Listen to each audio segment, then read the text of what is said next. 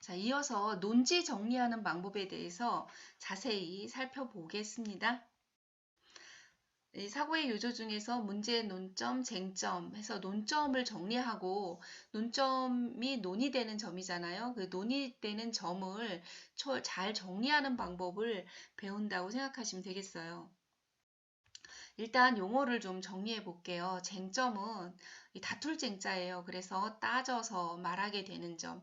우리가 뭘로 다투고 있지? 그 쟁점이 뭐지? 이렇게 말하는 거예요. 그리고 이런 걸 할 때 핵심어, 저자가 중요하게 하는 용어 개념 정의를 또 따로 해야 되죠. 이 용어 개념이 서로 달라서 다투는 경우가 많거든요.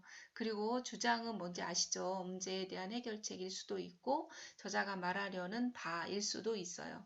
그리고 어떤 답변일 수도 있고, 자, 근거, 논거, 이유, 전제 이런 거 찾으면 되고, 함축되어 있는 거, 암묵적으로 포함되어 있는 것들입니다. 그리고 관점은 문제를 보는 방향, 보는 곳, 보는 입장 이런 거 관점.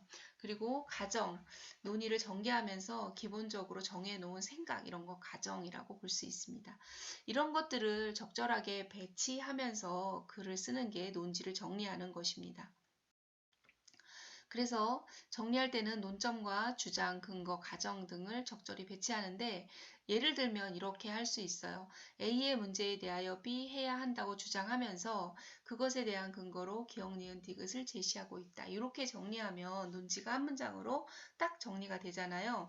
이제 밑에는 그 하루 일식을 주장하는 책이 있어요. 이 일식에 관한 책인데 일일 일식이 하면 좋다. 그리고 건강해질 수 있다. 이런 주장을 하고 있습니다. 저자는 하루의 식사 횟수에 대한 문제에 대하여, 그러니까 어떤 문제에 대하여 이렇게 써야 돼요. 하루 일식을 주장하면서 이렇게 주장이 나와 있고 그에 대한 근거를 세 가지 제시하였다. 세 가지가 뭐냐면 건강 정밀 종합검사 결과는 혈관 나이 26살에 피부가 더 탱탱해졌고 체중도 62kg을 유지하고 있다는 것이다. 이렇게 해서 이제 자기가 이렇게 했더니 혈관 나이 26살, 체중도 62kg 이렇게 됐다는 거예요. 그래서 이렇게 일일 간헐단식 이런 게 아니라 하루에 한 끼만 먹으면 된다라고 주장하는 책이 있습니다. 자, 이런 방식으로 임진왜란과 눈치라는 책을 읽고 여러분들이 이제 같이 논지 정리를 해보겠습니다. 근데 이거는 이제 이어령 선생님께서 쓰신 흙 속의 바람 속에라는 수필집에서 제가 이제 이걸 편집 인용했어요. 그래서 이렇게 적어봤습니다. 천민에서 상감에 이르기까지 눈치 없이는 하루도 살지 못했다. 그리하여 논리보다는 직관이, 이성보다는 기미를 파악하는 감성이 더 발달하게 된 것이다. 바늘 끝처럼 눈치 보는 그 감각만이 예민해져 간 것이다. 임진왜란이 일어날 때만 해도 우리는 오직 일본의 침략 여부를 눈치로만 살피려 했다. 일본을 정탐하러 간 사신들은 반년이나 그곳에 머물러 있었으면서도 기껏 보고 온 것은 토요토미 히데요시의 눈뿐이었다. 그야말로 눈치만 보고 온 것이다. 임금 앞에서 국가의 존망을 판가름하는 그 정보를 아뢰는 자리에서 황윤길은 도요토미 히데요시의 눈이 광채가 있는 것으로 보아 아무래도 우리나라로 쳐들어올 것 같다고 말했고 김성일은 반대로 그의 눈이 쥐새끼처럼 생겼으니 결코 쳐들어올 인물이 못 된다고 했다. 일본 사신들은 한국에 와서 군사들이 들고 있는 창의 길이 기생과 노는 목사 그리고 회석에서는 후추를 던져 제각기 그것을 주우려고 덤비는 꼴에서 국가의 강기가 어지러워진 것 등을 다 세밀히 정탐해 갔는데 우리의 사신들은 오직 히데요시의 눈만 가지고 왈부했던 것이다. 한국을 본 일본인들의 사고방식은 분석적이요 과학적인 것이었지만 우리 사신들이 일본을 본 것은 직감적이요 인상적인 것이었다.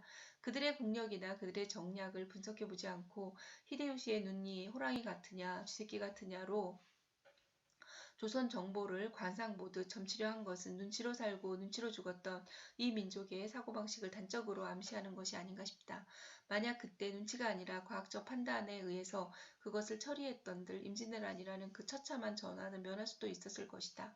명나라의 군사를 미리 주둔시킬 수도 있었겠고 혹은 순순히 길을 빌려주어 오히려 어부지리를 볼 수도 있지 않았나 싶다. 예. 자, 다음 보겠습니다. 이거를 논점으로 정리해보면 문제, 한국인이 눈치로 판단하는 것은 문제이다. 핵심어, 눈치, 정략, 임진왜란, 분석 이런 핵심어가 있고요.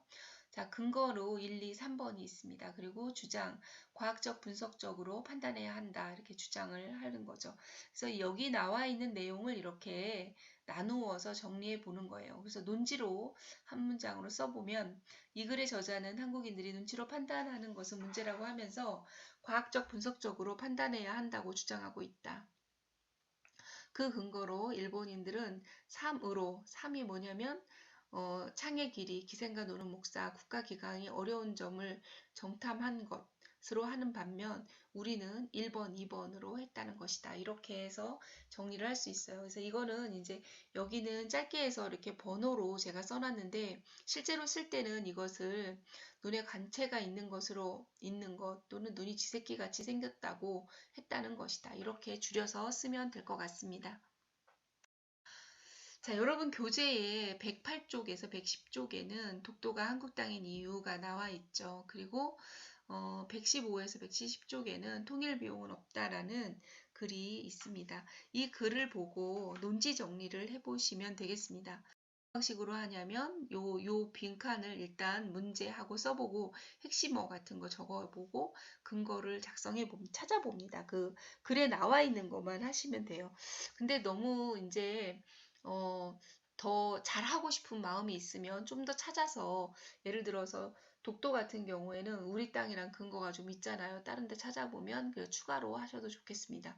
그리고 주장을 쓰시고 그래서 논지를 이제 정리해서 쓰시면 좋겠어요. 이 글의 저자들은 어떤 문제를 말하면서 주장하고 있다. 어떻게? 그리고 그 근거로 뭐를 제시하고 있다. 이렇게 해서 논점을 정리한 것을 한 문장으로 한 문장이 아니라 논지를 정리하는 문장으로 쓰시면 되겠습니다.